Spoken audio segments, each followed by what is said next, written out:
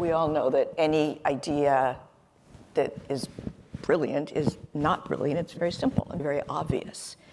So what we did is, as an educator, what we wanted to do was just improve public schools, improve public education. In order to do that, we realized we actually have to draw some attention in New York City to public education. Nobody was talking about it unless a kid got some scaffolding dropped on him or her and they were killed. It wasn't in the political platform of either party, city, state, federal, national. Nobody cared. Why? That was not the tax base. Those were not the parents of people who were outspoken and who were speaking to government officials and who were really going out there and making sure they were being heard. So we said, we got to change that. Now, in doing that, what we did is a very simple thing.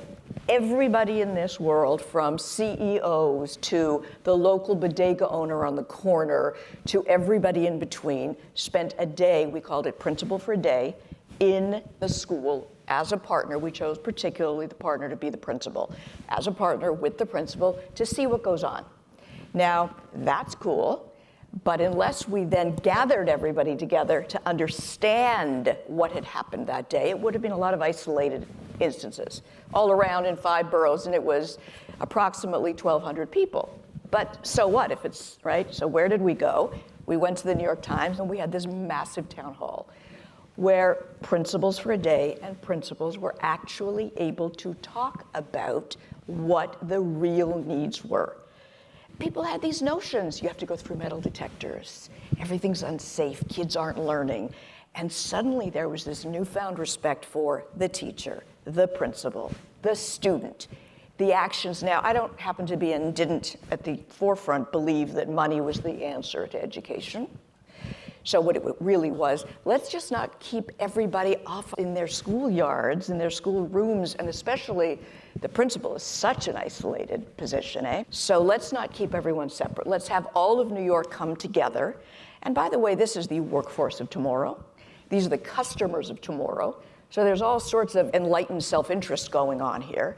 And essentially what we did is we just brought all of New York City together to believe in and to be supportive of in very different ways. Some, as you say, serendipitous, some ultimately a little bit more planned, in making sure that students, teachers, and principals were respected and were given an understanding and an opportunity to be part of the larger community that is New York. When I was at Primedia, when I experienced this, I went back to my company, Primedia. We owned World Almanac, and I was able to give them hundreds of thousands of books that were sitting in a warehouse just because I knew what was going on. Save the Music started because of this. So the things that happen at events that you don't even realize are happening. David, I have another serendipity story. Senior Vice President at Estee Lauder was appointed principal for a day. Location, Rikers Island. It changed his life. He got out, he started a new organization called Getting Out and Staying Out, and brought in people to be male mentors and so on, and it changed his life. He still is doing it. So yes, it changed his life.